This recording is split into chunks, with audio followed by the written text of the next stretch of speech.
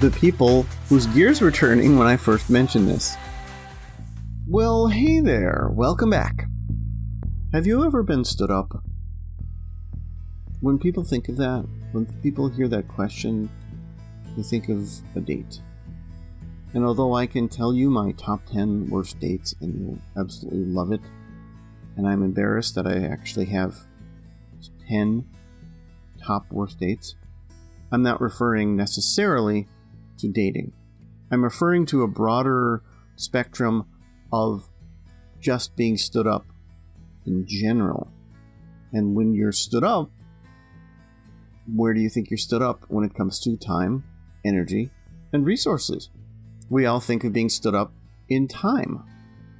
Okay, so I applaud the people right now that their gears are turning. Thank you. I appreciate that. But let's just focus on the time.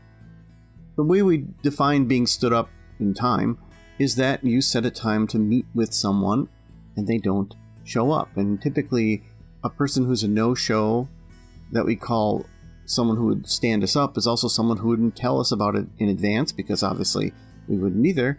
And they don't tell us about it while it's happening, and they don't tell us about it afterwards. Although, in some cases, people will then reach out to you and say, here's why I stood you up, because I had a family emergency, because I got my wires crossed, because the calendaring was wrong, I didn't see the email that I clearly saw. Things like that, right? And in some cases, we just go, oh well, and we switch gears, right? We say, well, you know what I'm going to do? I'm going to meet with someone at a certain time at a cafe or somewhere, and I'm going to work until they get here. Or if someone's coming to your office, you're just going to work until they get there, right? If they never get there, then you just keep working. Except our brains don't work that way because of the rule of multitasking and the glue that holds it together. And you should listen to that podcast episode if you don't know what I'm talking about. You see, when we switch from one form of concentration to another, that takes energy. So there's additional energy being expended when we switch from one thing to another. And as I talked about in that particular episode, if you switch between two higher brain functions, you have to kind of reset and switch gears. You even see it on people's faces. Wait, hold on. Hold on. Hold on. Take a step back. I gotta focus here. That's what they'll do. They'll be like, wait. And you'll see it. You'll see the freeze a little bit sometimes when they're like switching between a couple things. You don't see that if someone is listening to an exciting podcast where they're engaged and they're emptying the dishwasher. Those are two different brain functions. And again, I talked about that in not only the aforementioned episode, but the one about do it to a fault.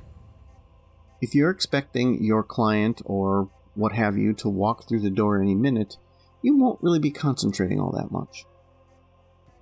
You'll be watching the door. You'll be switching gears from introverted, working, staring into a screen person to extroverted, looking at another human being and talking person. And living on that edge going back and forth means you're probably getting almost nothing done, and you might even be making mistakes. Now, you may say, okay, I'm just going to set an alarm and then work really hard, and then when the alarm goes off, I'll just stop working. Well, you can do that, but that gets us back to being stood up. Now, if you're stood up, you'll say, okay, how many minutes do I wait? How late could this person be? And then you stay on that little edge. And now let's get back to the people whose gears were turning when I first mentioned this. Because when you're stood up in time, you also stood up in energy. Ooh, that's kind of cool, isn't it? Doesn't that sound cool? But it's true. You're also stood up in energy. Because you showed up to meet, to work, to discuss something. You may have had some kind of preparation. You may have printed some things. You may have screens up, and you may have 16 tabs open on your laptop because you're ready to demo something. You may be in negotiation mode. You may have sort of loaded a certain aspect of your personality to make this happen properly. You may be excited because it's someone you really want to see. So your energy level may be really, really high. Your energy level may be really low because it may be something that you're dreading on doing. So now that you have all that energy loaded, and you're in a certain energy space, and the person doesn't show up, that energy sort of dissipates. And you sort of used up a bunch of energy for nothing.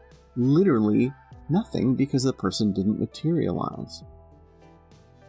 People forget about this. And as the time, energy, and resources person who will never stop talking about it, I can tell you that I am very aware of the fact that energy plays such an important part of it. If you are about to do something and the person physically isn't there for it, it shows.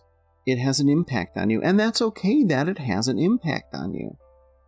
People who are in sales understand this. People who spend a lot of their time in sales get this, because they may have meetings fall through. They may have people back out, and then they start going, oh, why did this person back out? Did I say this wrong? How could I have possibly formed this better? People who are dating, getting back to that.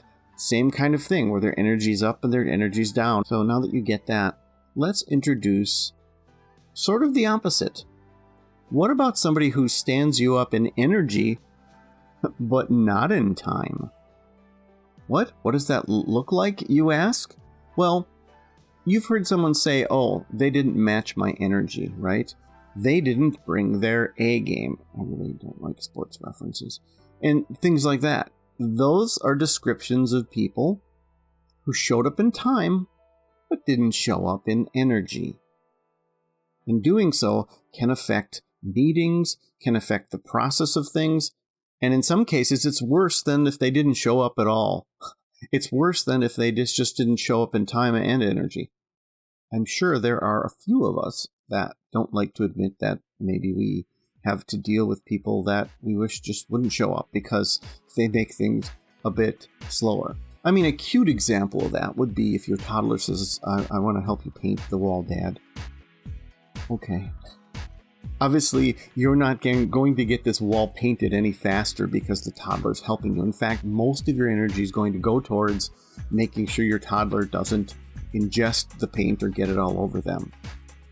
And it's going to be more about the toddler than it is about getting the wall done. But it's cute, and it's fun, and it's all about being a parent.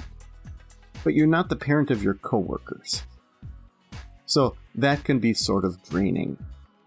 If you're working with someone, or you go to an event, or you go to a party, or you go to a networking event, all of those events, you will notice who's shown up with the same energy you have. And if you're the one showing up in time, but not in energy, you won't want to be there at all. Oh, this isn't for me. I don't fit in. In some cases you don't, right? In some cases you don't fit in. In some cases, man, dude, this is lame. But in some cases, it's because you simply didn't show up in energy. Does that make sense? It's actually a really cool thing to consider. So let me ask you some questions that you can consider homework. If you've been stood up in whatever circumstances, business or otherwise, how did that make you feel? If your answer is, oh, stuff like that doesn't bother me, well, then I would say you're not really taking the time out to consider how it really made you feel. Because you're a human being. Have you ever had anyone show up in time, but not in energy? If you think about that. Have you ever had to work with or deal with someone who shows up consistently in time, but doesn't show up in energy, and how that affects you? And if so, have you taken steps to change that, or have you run into a wall in some way, shape, or form? It's an interesting thing to consider. And have you ever shown up in time, but not in energy? If you did, you may not even realize that you did this, but in looking back and now thinking in the framework of what I'm describing, you may go, oh wow, that's why that didn't work, or oh wow, that's why that presentation was so weird, or that's why that meeting was so weird. Oh wow, okay. So, I'm excited that you might do at least this thought homework. At least after this podcast is over, you may kind of think about this. And please, by all means, listen to the 2 episodes mentioned in here as well. I think you'll get a kick out of them too. Thank you. Living life every day, late at night, not okay. All I want, and I pray, all I need are some better days. Yeah. Thanks for listening. If you enjoyed the podcast, you might enjoy my books. Check them out on Amazon. Living life every day, late at night, not okay. All I want, and I pray, all I need are some better days.